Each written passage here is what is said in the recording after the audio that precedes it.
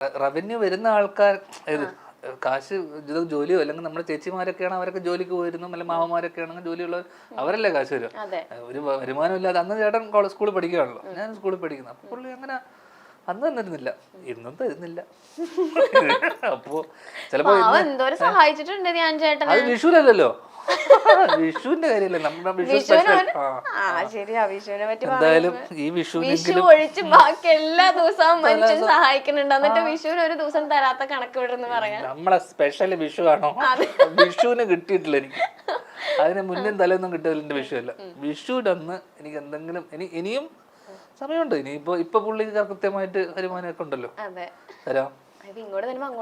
ഇപ്പോഴാണെങ്കിൽ നമുക്ക് പല നമുക്കിപ്പോ നേരിട്ട് കണ്ട് കൈനീട്ടം എന്നുള്ളൊരു ചടങ്ങിന്റെ ഒന്നും ആവശ്യമില്ല. ഗൂഗിൾ പേ ഉണ്ട്, അക്കൗണ്ടിലോട്ട് ഇടാം. പിന്നെ എനിക്ക് തോന്നുന്നു വെച്ച് കഴിഞ്ഞാൽ നമ്മുടെ വരുമാനം കൂടുന്നതിനനുസരിച്ച് അതൊരു ചിന്തയുണ്ട്. ഇപ്പൊ അച്ഛൻ തരുമ്പോ അച്ഛനൊരു 5000 രൂപ 3000 രൂപ തരുവാണെങ്കിൽ അയാളുടെ ഒരു വരുമാന സ്രോതസ്സിനനുസരിച്ചായിരിക്കണം അയാളുടെ കൈനീട്ടം, അല്ലേ?